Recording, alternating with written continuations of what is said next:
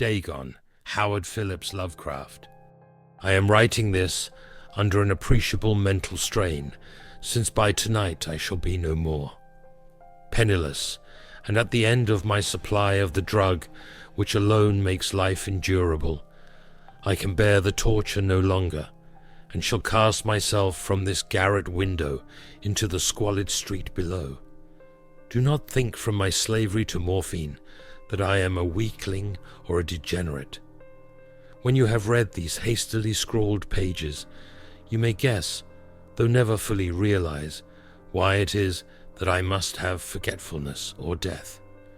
It was in one of the most open and least frequented parts of the broad Pacific that the packet of which I was supercargo fell a victim to the German sea raider. The Great War was then at its very beginning, and the ocean forces of the Hun had not completely sunk to their later degradation, so that our vessel was made a legitimate prize, whilst we of her crew were treated with all the fairness and consideration due us as naval prisoners. So liberal indeed was the discipline of our captors, that 5 days after we were taken I managed to escape alone in a small boat, with water and provisions for a good length of time. When I finally found myself adrift and free, I had but little idea of my surroundings. Never a competent navigator, I could only guess vaguely by the sun and stars that I was somewhat south of the equator. Of the longitude I knew nothing, and no island or coastline was in sight.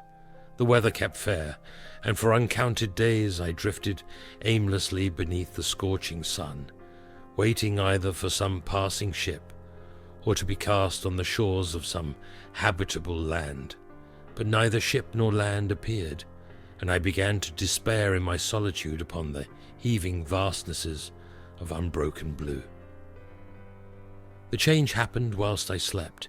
Its details I shall never know, for my slumber, though troubled and dream-infested, was continuous. When at last I awaked, it was to discover myself half sucked into a slimy expanse of hellish black mire which extended about me in monotonous undulations as far as I could see, and in which my boat lay grounded some distance away.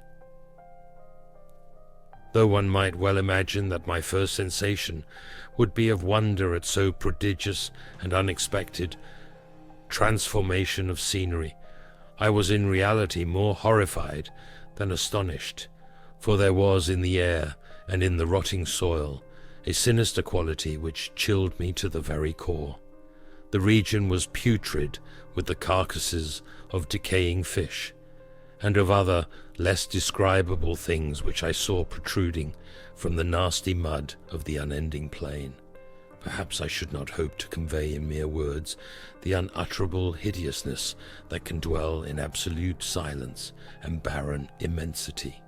There was nothing within hearing and nothing in sight save a vast reach of black slime. Yet the very completeness of the stillness and the homogeneity of the landscape oppressed me with a nauseating fear.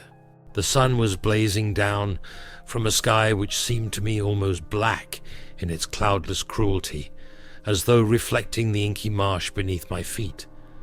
As I crawled into the stranded boat, I realized that only one theory could explain my position.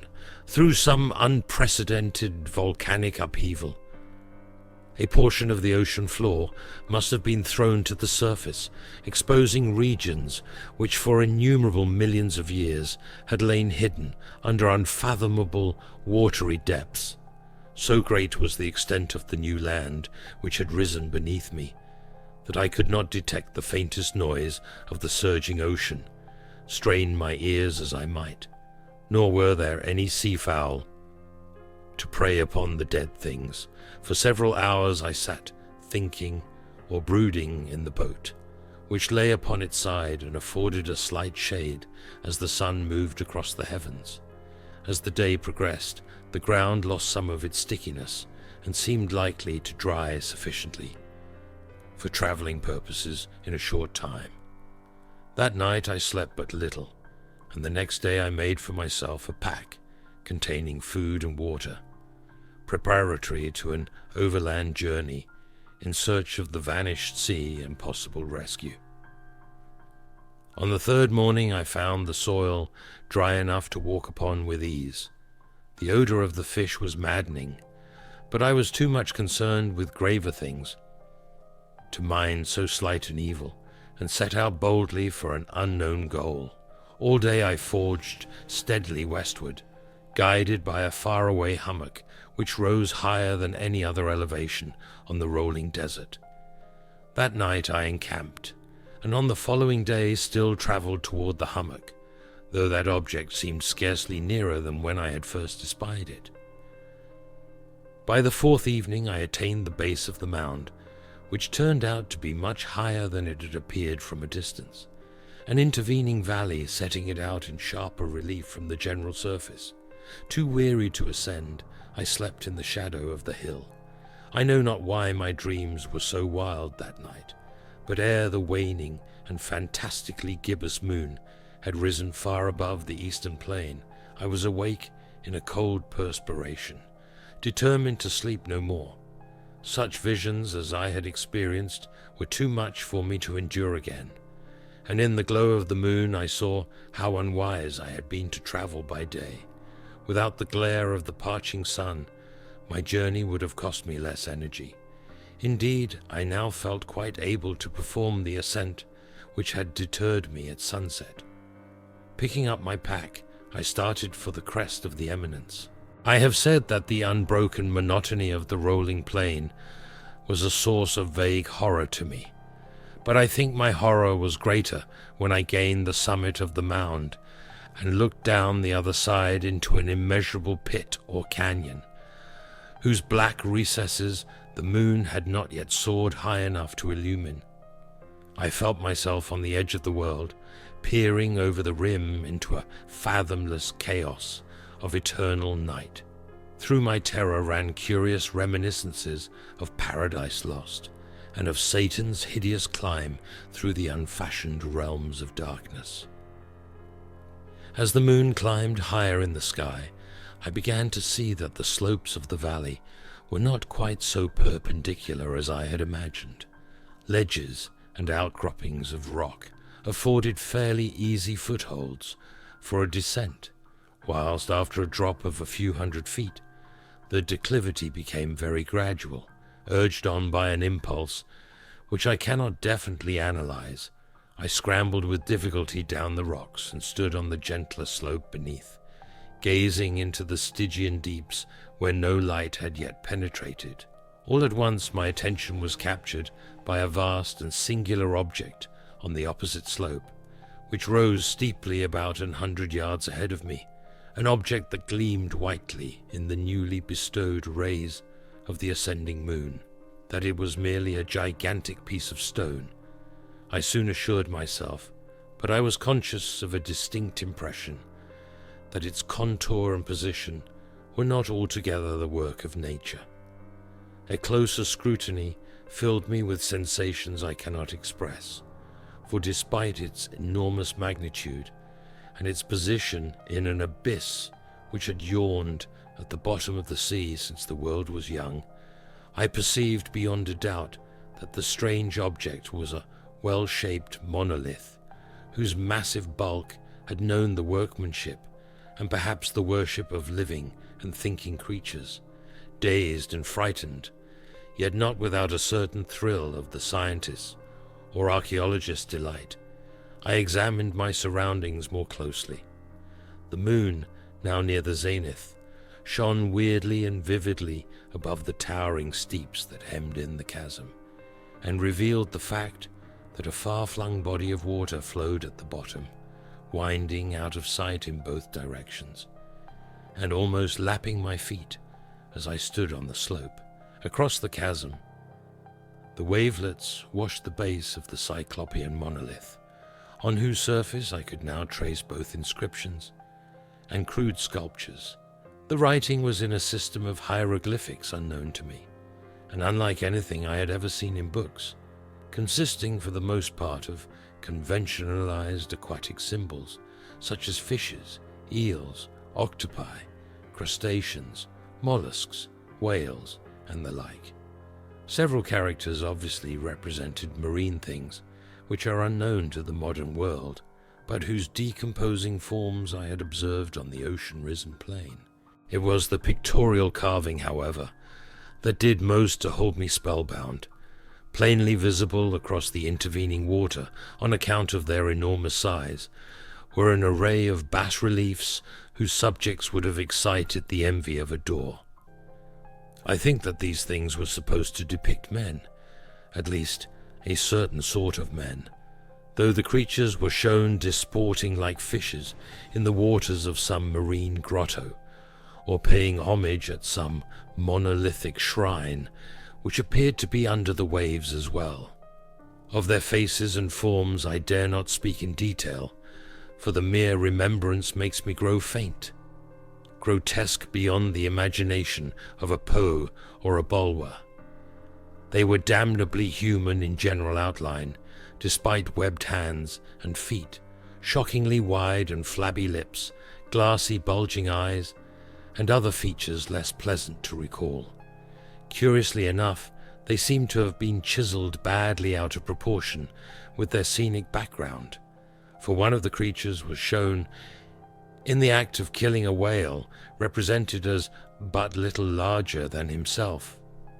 I remarked, as I say, their grotesqueness and strange size, but in a moment decided that they were merely the imaginary gods of some primitive fishing or seafaring tribe, some tribe whose last descendant had perished eras before the first ancestor of the Piltdown or Neanderthal man was born.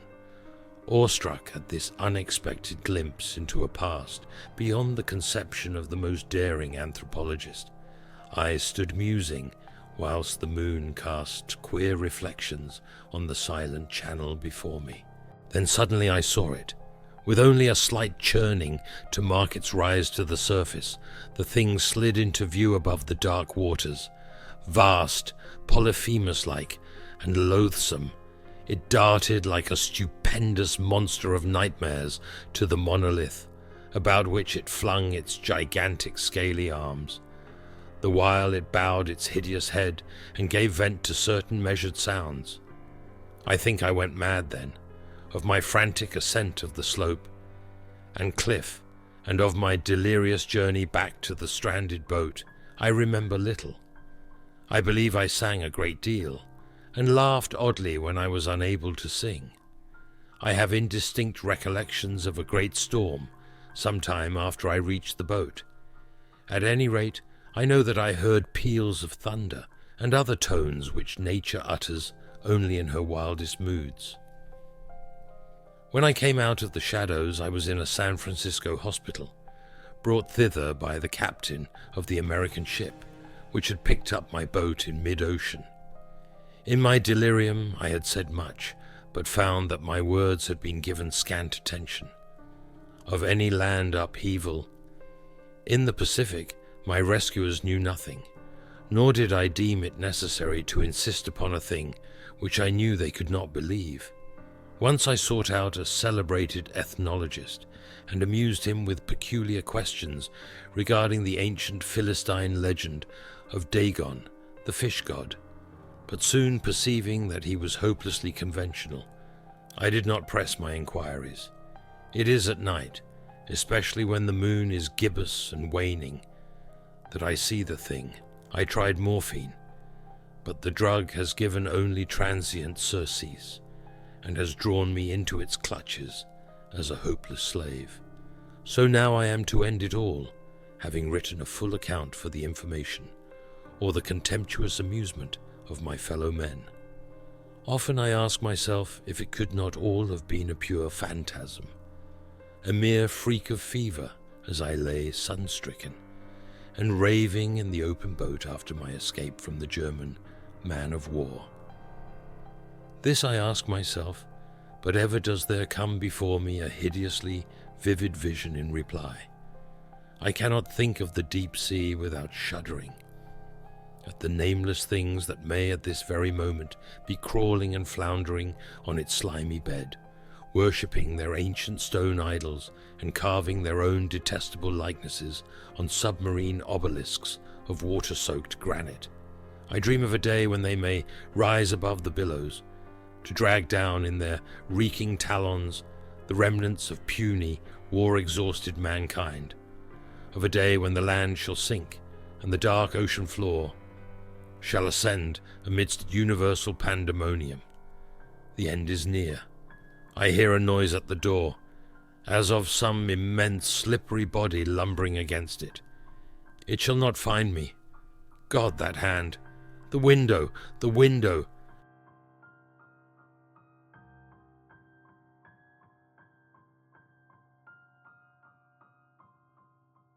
Nyarlathotep, H.P. Lovecraft. Nyarlathotep, the crawling chaos. I am the last. I will tell the audient void. I do not recall distinctly when it began, but it was months ago. The general tension was horrible. To a season of political and social upheaval was added a strange and brooding apprehension of hideous physical danger. A danger widespread and all-embracing, such a danger as may be imagined only in the most terrible phantasms of the night. I recall that the people went about with pale and worried faces, and whispered warnings and prophecies which no one dared consciously repeat or acknowledge to himself that he had heard. A sense of monstrous guilt was upon the land, and out of the abysses between the stars swept chill currents that made men shiver in dark and lonely places. There was a demoniac alteration in the sequence of the seasons. The autumn heat lingered fearsomely, and everyone felt that the world, and perhaps the universe, had passed from the control of known gods or forces to that of gods or forces which were unknown. And it was then that Nyarlathotep came out of Egypt. Who he was, none could tell, but he was of the old native blood and looked like a pharaoh. The fellaheen knelt when they saw him, yet could not say why. He said he had risen up out of the blackness of 27 centuries, and that he had heard messages from places not on this planet. Into the lands of civilization came Nyarlathotep, swarthy, slender, and sinister, always buying strange instruments of glass and metal, and combining them into instruments yet stranger.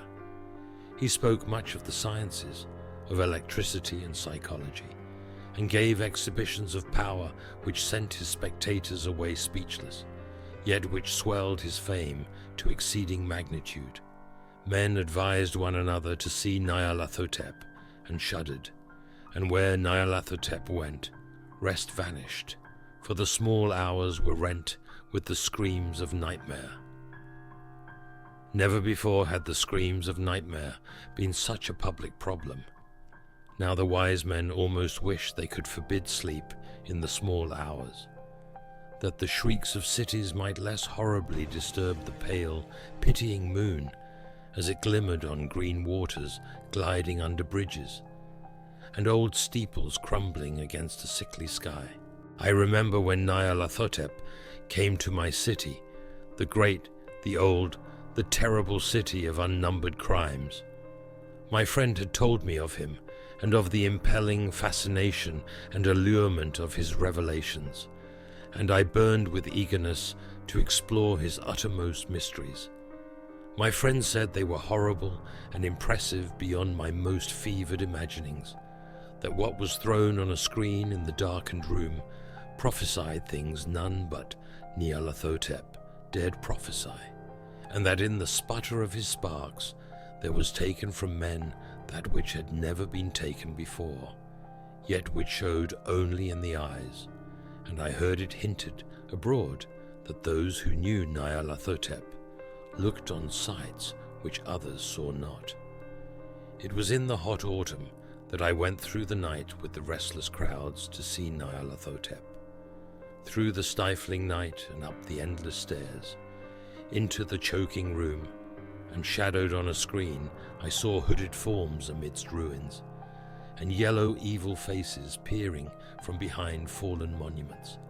And I saw the world battling against blackness, against the waves of destruction from ultimate space, whirling, churning, struggling around the dimming, cooling sun. Then the sparks played amazingly around the heads of the spectators, and hair stood up on end whilst shadows, more grotesque than I can tell, came out and squatted on the heads. And when I, who was colder and more scientific than the rest, mumbled a trembling protest about imposture and static electricity, Nyarlathotep drave us all out, down the dizzy stairs into the damp, hot, deserted midnight streets. I screamed aloud that I was not afraid, that I never could be afraid, and others screamed with me for solace. We swear to one another that the city was exactly the same and still alive, and when the electric lights began to fade, we cursed the company over and over again, and laughed at the queer faces we made. I believe we felt something coming down from the greenish moon, for when we began to depend on its light, we drifted into curious, involuntary formations, and seemed to know our destinations, though we dared not think of them. Once, we looked at the pavement and found the blocks loose and displaced by grass, with scarce a line of rusted metal to show where the tramways had run. And again we saw a tram car, lone, windowless, dilapidated, and almost on its side.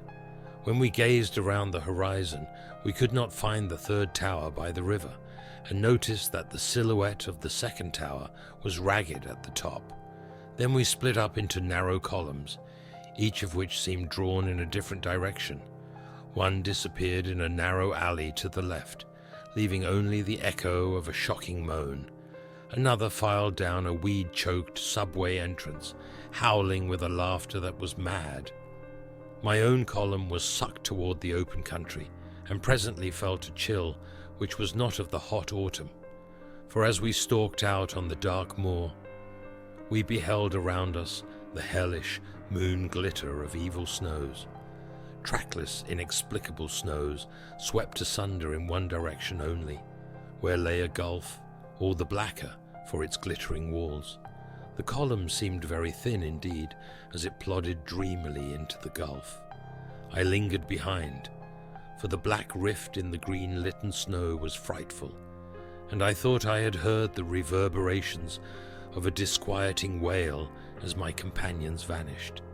But my power to linger was slight.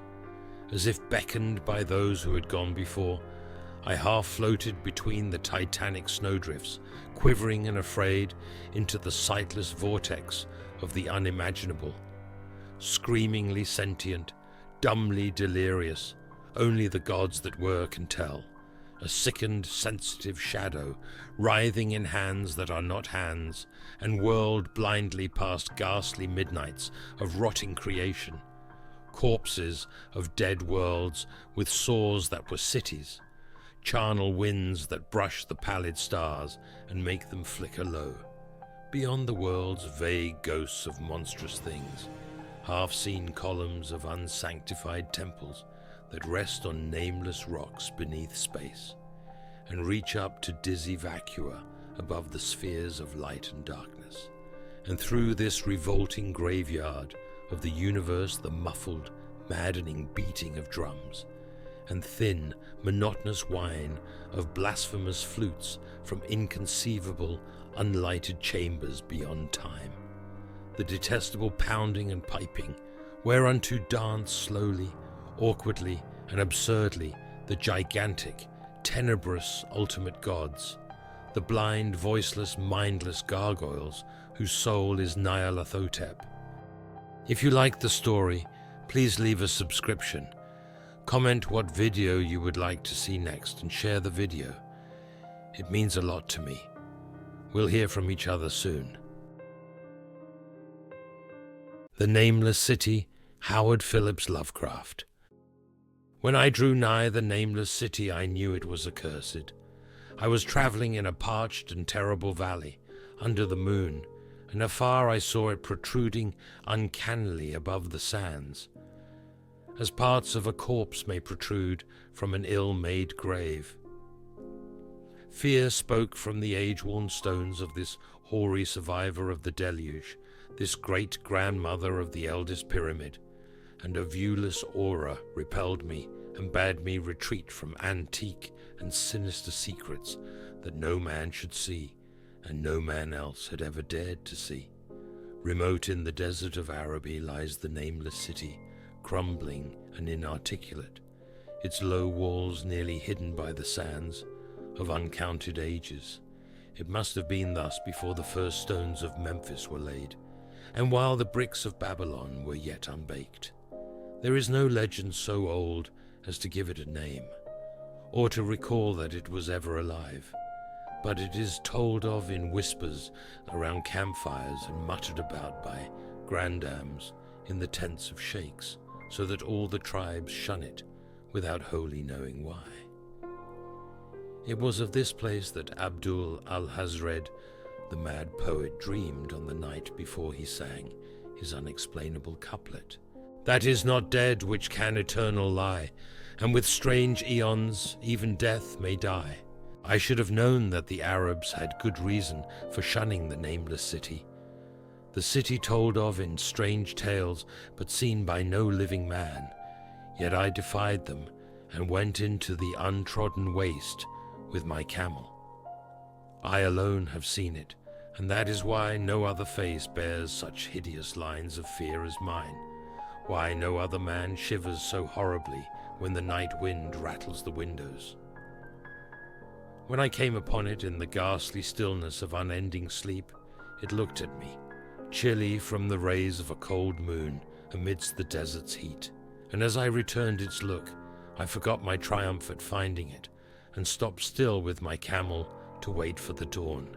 For hours I waited, till the east grew grey and the stars faded, and the grey turned to rosal light edged with gold. I heard a moaning, and saw a storm of sand stirring among the antique stones, though the sky was clear and the vast reaches of the desert still. Then suddenly above the desert's far rim came the blazing edge of the sun, seen through the tiny sandstorm, which was passing away, and in my fevered state I fancied that from some remote depth there came a crash of musical metal to hail the fiery disk as Memnon hails it from the banks of the Nile. My ears rang and my imagination seethed as I led my camel slowly across the sand to that unvocal stone place, that place too old for Egypt and Meroe to remember, that place which I alone of living men had seen.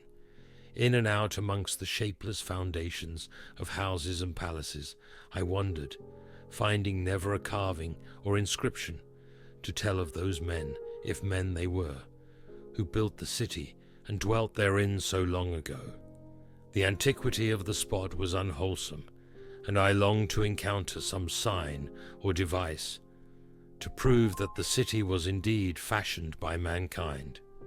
There were certain proportions and dimensions in the ruins which I did not like. I had with me many tools and dug much within the walls of the obliterated edifices, but progress was slow, and nothing significant was revealed. When night and the moon returned, I felt a chill wind which brought new fear, so that I did not dare to remain in the city. And as I went outside the antique walls to sleep, a small sighing sandstorm gathered behind me, blowing over the grey stones, though the moon was bright and most of the desert still.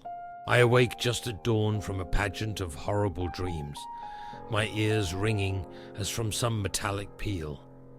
I saw the sun peering redly through the last gusts of a little sandstorm that hovered over the nameless city and marked the quietness of the rest of the landscape. Once more I ventured within those brooding ruins that swelled beneath the sand like an ogre under a coverlet, and again dug vainly for relics of the forgotten race. At noon I rested, and in the afternoon I spent much time tracing the walls and the bygone streets and the outlines of the nearly vanished buildings. I saw that the city had been mighty indeed, and wondered at the sources of its greatness. To myself I pictured all the splendors of an age so distant that Chaldea could not recall it, and thought of Sarnath the Doomed, that stood in the land of Mina when mankind was young, and of Ib that was carven of grey stone before mankind existed. All at once I came upon a place where the bedrock rose stark through the sand and formed a low cliff, and here I saw with joy what seemed to promise further traces of the antediluvian people. Hewn rudely on the face of the cliff were the unmistakable facades of several small squat rock houses or temples, whose interiors might preserve many secrets of ages too remote for calculation, though sandstorms had long since effaced any carvings which may have been outside. Very low and sand-choked were all of the dark apertures near me, but I cleared one with my spade and crawled through it, carrying a torch to reveal whatever mysteries it might hold. When I was inside, I saw that the cavern was indeed a temple, and beheld plain signs of the race that had lived and worshipped before the desert was a desert. Primitive altars, pillars, and niches, all curiously low, were not absent, and though I saw no sculptures nor frescoes, there were many singular stones clearly shaped into symbols by artificial means. The lowness of the chiseled chamber was very strange, for I could hardly more than kneel upright, but the area was so great that my torch showed only part at a time. I shuddered oddly in some of the far corners, for certain altars and stones suggested forgotten rites of terrible, revolting, and inexplicable nature, and made me wonder what manner of men could have made and frequented such a temple when I had seen all that the place contained. I crawled out again, avid to find what the other temples might yield. Night had now approached, yet the tangible things I had seen made curiosity stronger than fear, so that I did not flee from the long, moon-cast shadows that had daunted me when first I saw the Nameless city. In the twilight I cleared another aperture, and with a new torch crawled into it, finding more vague stones and symbols, though nothing more definite than the other temple had contained. The room was just as low, but much less broad, ending in a very narrow passage crowded with obscure and cryptical shrines. About these shrines I was prying when the noise of a wind and of my camel outside broke through the stillness and drew me forth to see what could have frightened the beast. The moon was gleaming vividly over the primeval ruins, lighting a dense cloud of sand that seemed blown by a strong but decreasing wind from some point along the cliff ahead of me. I knew it was this chilly, sandy wind which had disturbed the camel and was about to lead him to a place of better shelter, when I chanced to glance up and saw that there was no wind atop the cliff. This astonished me and made me fearful again, but I immediately recalled the sudden local winds I had seen and heard before at sunrise and sunset, and judged it was a normal thing. I decided that it came from some rock fissure leading to a cave, and watched the troubled sand to trace it to its source, soon perceiving that it came from the black orifice of a temple, a long distance south of me, almost out of sight. Against the choking sand cloud I plodded toward this temple, which as I neared it loomed larger than the rest, and showed a doorway far less clogged with caked sand. I would have entered had not the terrific force of the icy wind almost quenched my torch. It poured madly out of the dark door, sighing uncannily as it ruffled the sand and spread about the weird ruins. Soon it grew fainter, and the sand grew more and more still, till finally all was at rest again. But a presence seemed stalking among the spectral stones of the city, and when I glanced at the moon, it seemed to quiver, as though mirrored in unquiet waters. I was more afraid than I could explain, but not enough to dull my thirst for wonder. So as soon as the wind was quite gone, I crossed into the dark chamber from which it had come. This temple, as I had fancied from the outside, was larger than either of those I had visited before, and was presumably a natural cavern, since it bore winds from some region beyond. Here I could stand quite upright, but saw that the stones and altars were as low as those in the other temples. On the walls and roof I beheld, for the first time, some traces of the pictorial art of the ancient race, curious curling streaks of paint that had almost faded or crumbled away, and on two of the altars I saw, with rising excitement, a maze of well-fashioned, curvilinear carvings. As I held my torch aloft, it seemed to me that the shape of the roof was too regular to be natural, and I wondered what the prehistoric cutters of stone had first worked upon. Their engineering skill must have been vast. Then a brighter flare of the fantastic flame showed me that for which I had been seeking, the opening to those remoter abysses whence the sudden wind had blown, and I grew faint when I saw that it was a small and plainly artificial door chiseled in the solid rock. I thrust my torch within, beholding a black tunnel with the roof arching low over a rough flight of very small, numerous and steeply descending steps. I shall always see those steps in my dreams, for I came to learn what they meant. At the time I hardly knew whether to call them steps or mere footholds in a precipitous descent. My mind was whirling with mad thoughts, and the words and warnings of Arab prophets seemed to float across the desert from the lands that men know to the nameless city that men dare not know. Yet I hesitated only a moment before advancing through the portal and commencing to climb cautiously down the steep passage, feet first, as though on a ladder. It is only in the terrible phantasms of drugs or delirium that any other man can have had such a descent as mine. The narrow passage led infinitely down like some hideous haunted well, and the torch I held above my head could not light the unknown depths toward which I was crawling. I lost track of the hours and forgot to consult my watch, though I was frightened when I thought of the distance I must be traversing. There were changes of direction and of steepness, and once I came to a long, low, level passage, where I had to wriggle feet first along the rocky floor, holding my torch at arm's length beyond my head. The place was not high enough for kneeling. After that were more of the steep steps, and I was still scrambling down interminably when my failing torch died out. I do not think I noticed it at the time, for when I did notice it, I was still holding it high above me, as if it were ablaze. I was quite unbalanced with that instinct for the strange, and the unknown which has made me a wanderer upon earth and a haunter of far, ancient, and forbidden places. In the darkness there flashed before my mind fragments of my cherished treasury of demoniac lore, sentences from Alhazred, the mad Arab, paragraphs from the apocryphal nightmares of Damascus, and infamous lines from the delirious Images du Monde of Gauthier de Metz.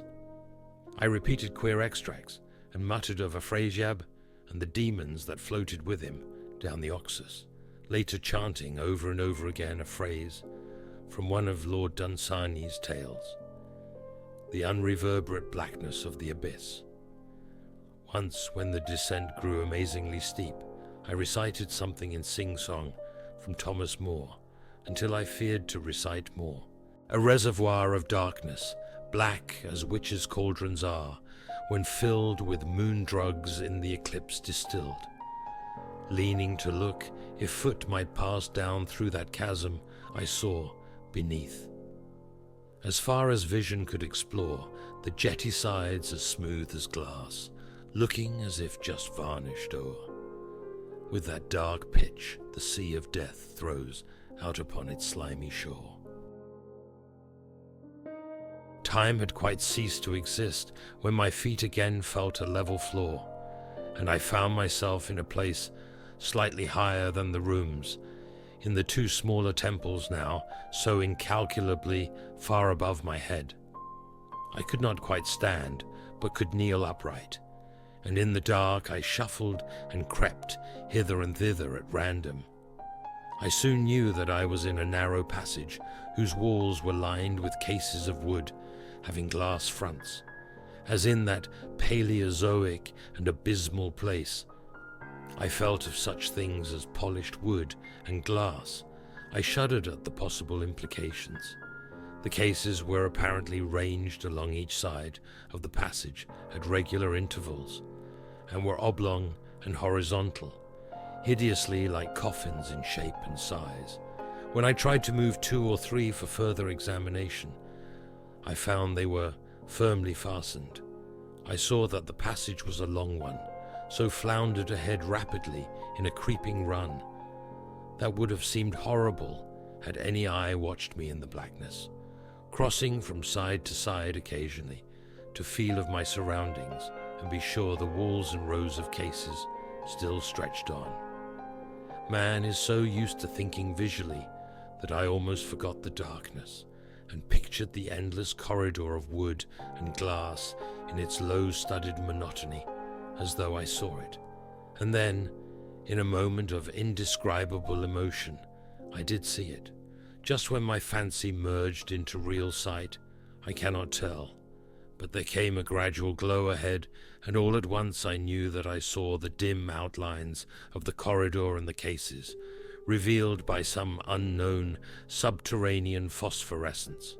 For a little while all was exactly as I had imagined it, since the glow was very faint. But as I mechanically kept on stumbling ahead into the stronger light, I realized that my fancy had been but feeble. This hall was no relic of crudity like the temples in the city above, but a monument of the most magnificent and exotic art. Rich, vivid, and daringly fantastic designs and pictures formed a continuous scheme of mural painting, whose lines and colors were beyond description. The cases were of a strange golden wood, with fronts of exquisite glass, and contained the mummified forms of creatures outreaching in grotesqueness the most chaotic dreams of man. To convey any idea of these monstrosities is impossible. They were of the reptile kind, with body lines suggesting sometimes the crocodile, sometimes the seal, but more often nothing of which either the naturalist or the paleontologist ever heard. In size they approximated a small man, and their 4 legs bore delicate and evidently flexible feet curiously like human hands and fingers. But strangest of all were their heads, which presented a contour, violating all known biological principles. To nothing can such things be well compared. In one flash I thought of comparisons as varied as the cat, the bulldog, the mythic satyr, and the human being. Not Jove himself had so colossal and protuberant a forehead, yet the horns and the noselessness, and the alligator-like jaw placed the things outside all established categories. I debated for a time on the reality of the mummies, half suspecting they were artificial idols, but soon decided they were indeed some Paleogean species which had lived when the Nameless city was alive. To crown their grotesqueness, most of them were gorgeously enrobed in the costliest of fabrics, and lavishly laden with ornaments of gold, jewels, and unknown shining metals. The importance of these crawling creatures must have been vast, for they held first place among the wild designs on the frescoed walls and ceiling. With matchless skill had the artists drawn them in a world of their own, wherein they had cities and gardens fashioned to suit their dimensions, and I could not but think that their pictured history was allegorical, perhaps showing the progress of the race that worshipped them. These creatures, I said to myself, were to the men of the Nameless city what the she-wolf was to Rome, or some totem beast is to a tribe of Indians. Holding this view, I thought I could trace roughly a wonderful epic of the Nameless city, the tale of a mighty seacoast metropolis that ruled the world before Africa rose out of the waves, and of its struggles as the sea shrank away and the desert crept into the fertile valley that held it. I saw its wars and triumphs, its troubles and defeats, and afterward its terrible fight against the desert, when thousands of its people, here represented in allegory by the grotesque reptiles, were driven to chisel their way down through the rocks in some marvelous manner to another world whereof their prophets had told them. It was all vividly weird and realistic, and its connection with the awesome descent I had made was unmistakable. I even recognized the passages. As I crept along the corridor toward the brighter light, I saw later stages of the painted epic, the leave-taking of the race that had dwelt in the Nameless city and the valley, around for 10 million years, the race whose souls shrank from quitting scenes their bodies had known so long, where they had settled as nomads in the earth's youth, hewing in the virgin rock those primal shrines at which they never ceased to worship. Now that the light was better, I studied the pictures more closely, and remembering that the strange reptiles must represent the unknown men, pondered upon the customs of the Nameless city. Many things were peculiar and inexplicable. The civilization, which included a written alphabet, had seemingly risen to a higher order than those immeasurably later civilizations of Egypt and Chaldea. Yet there were curious omissions. I could, for example, find no pictures to represent deaths or funeral customs, save such as were related to wars, violence, and plagues, and I wondered at the reticence shown concerning natural death. It was as though an ideal of earthly immortality had been fostered as a cheering illusion. Still nearer the end of the passage were painted scenes of the utmost picturesqueness and extravagance, contrasted views of the Nameless city in its desertion and growing ruin, and of the strange new realm or paradise to which the race had hewed its way through the stone. In these views, the city and the desert valley were shown always by moonlight, a golden nimbus hovering over the fallen walls and half revealing the splendid perfection of former times, shown spectrally and elusively by the artist. The paradisal scenes were almost too extravagant to be believed, portraying a hidden world of eternal day filled with glorious cities and ethereal hills and valleys. At the very last, I thought I saw signs of an artistic anticlimax. The paintings were less skillful and much more bizarre than even the wildest of the earlier scenes. They seemed to record a slow decadence of the ancient stock, coupled with a growing ferocity toward the outside world from which it was driven by the desert.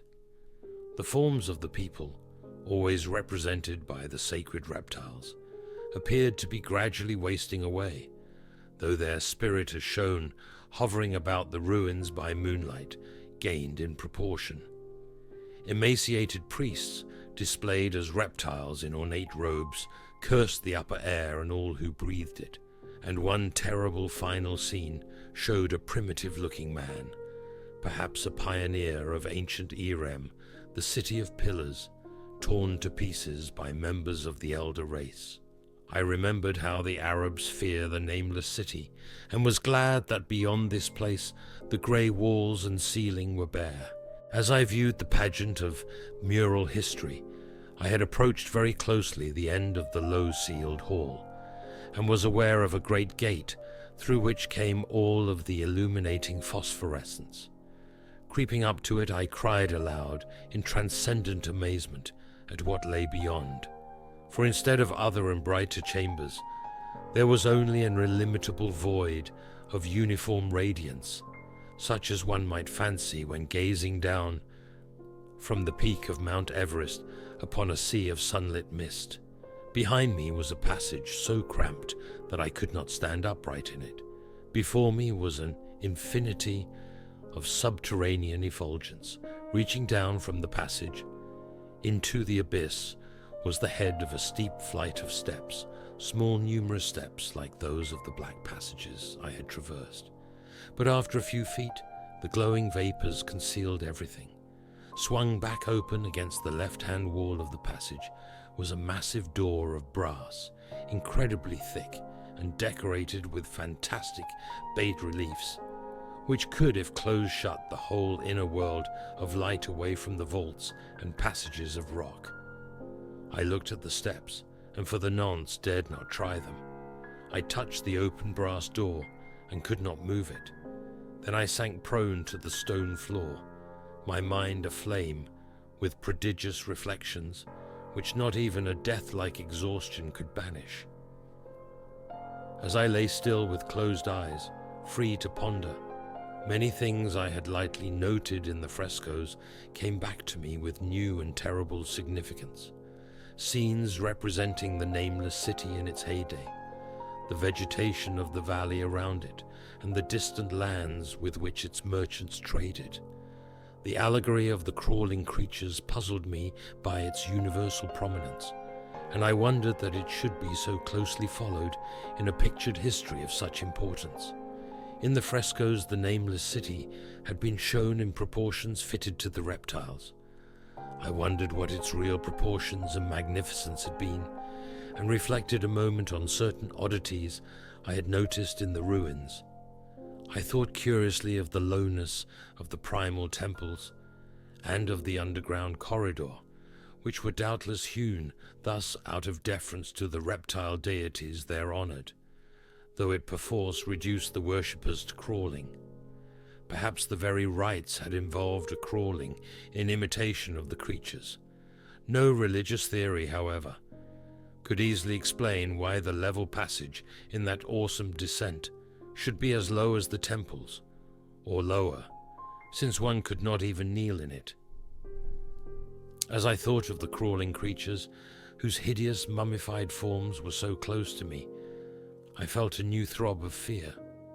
Mental associations are curious, and I shrank from the idea that, except for the poor primitive man torn to pieces in the last painting, mine was the only human form amidst the many relics and symbols of primordial life. But as always in my strange and roving existence, wonder soon drove out fear, for the luminous abyss and what it might contain presented a problem worthy of the greatest explorer, that a weird world of mystery lay far down.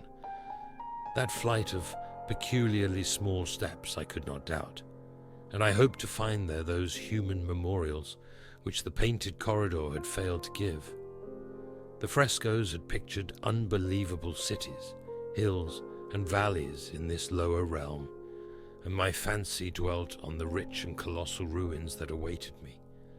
My fears indeed concerned the past rather than the future, not even the physical horror of my position in that cramped corridor of dead reptiles and antediluvian frescoes, miles below the world I knew and faced by another world of eerie light and mist, could match the lethal dread I felt at the abysmal antiquity of the scene and its soul, an ancientness so vast that measurement is feeble, seemed to leer down from the primal stones and rock-hewn temples in the Nameless city, while the very latest of the astounding maps in the frescoes showed oceans and continents that man has forgotten, with only here and there some vaguely familiar outline of what could have happened in the geological eons since the painting ceased and the death-hating race resentfully succumbed to decay, no man might say.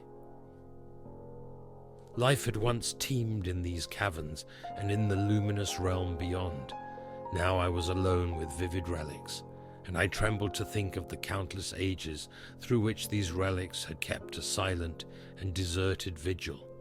Suddenly there came another burst of that acute fear which had intermittently seized me ever since I first saw the terrible valley and the Nameless city under a cold moon, and despite my exhaustion, I found myself starting frantically to a sitting posture and gazing back along the black corridor toward the tunnels that rose to the outer world. My sensations were much like those which had made me shun the Nameless city at night, and were as inexplicable as they were poignant. In another moment, however, I received a still greater shock in the form of a definite sound, the first which had broken the utter silence of these tomb-like depths. It was a deep, low moaning, as of a distant throng of condemned spirits, and came from the direction in which I was staring. Its volume rapidly grew, till soon it reverberated frightfully through the low passage, and at the same time I became conscious of an increasing draught of cold air, likewise flowing from the tunnels and the city above. The touch of this air seemed to restore my balance, for I instantly recalled the sudden gusts which had risen around the mouth of the abyss. Each sunset and sunrise, one of which had indeed served to reveal the hidden tunnels to me. I looked at my watch and saw that sunrise was near, so braced myself to resist the gale which was sweeping down to its cavern home as it had swept forth at evening. My fear again waned low, since a natural phenomenon tends to dispel broodings over the unknown. More and more madly poured the shrieking, moaning night wind into that gulf of the inner earth. I dropped prone again and clutched vainly at the floor for fear of being swept bodily through the open gate into the phosphorescent abyss. Such fury I had not expected, and as I grew aware of an actual slipping of my formers toward the abyss, I was beset by 1,000 new terrors of apprehension and imagination. The malignancy of the blast awakened incredible fancies. Once more I compared myself shudderingly to the only other human image in that frightful corridor, the man who was torn to pieces by the nameless race, for in the fiendish clawing of the swirling currents there seemed to abide a vindictive rage, all the stronger because it was largely impotent. I think I screamed frantically near the last. I was almost mad, but if I did so, my cries were lost in the hell-born babel of the howling wind wraiths. I tried to crawl against the murderous invisible torrent, but I could not even hold my own, as I was pushed slowly and inexorably toward the unknown world. Finally, reason must have wholly snapped, for I fell to babbling over and over that unexplainable couplet of the mad Arab Alhazred, who dreamed of the nameless city, that is not dead which can eternal lie, and with strange eons even death may die. Only the grim, brooding desert gods know what really took place, what indescribable struggles and scrambles in the dark I endured, or what Abaddon guided me back to life, where I must always remember and shiver in the night wind, till oblivion, or worse, claims me. Monstrous, unnatural, colossal was the thing, too far beyond all the ideas of man to be believed except in the silent, damnable small hours when one cannot sleep. I have said that the fury of the rushing blast was infernal, cacodemoniacal, and that its voices were hideous with the pent-up viciousness of desolate eternities. Presently those voices, while still chaotic before me, seemed to my beating brain to take articulate form behind me, and down there in the grave of unnumbered eon-dead antiquities, leagues below the dawn-lit world of men, I heard the ghastly cursing and snarling of strange-tongued fiends.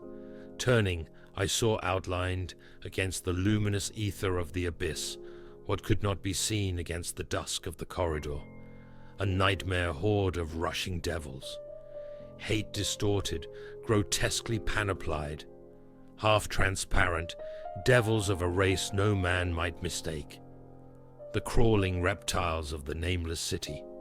And as the wind died away, I was plunged into the ghoul-peopled blackness of earth's bowels, for behind the last of the creatures, the great brazen door clanged shut with a deafening peal of metallic music, whose reverberations swelled out to the distant world to hail the rising sun, as Memnon hails it from the banks of the Nile.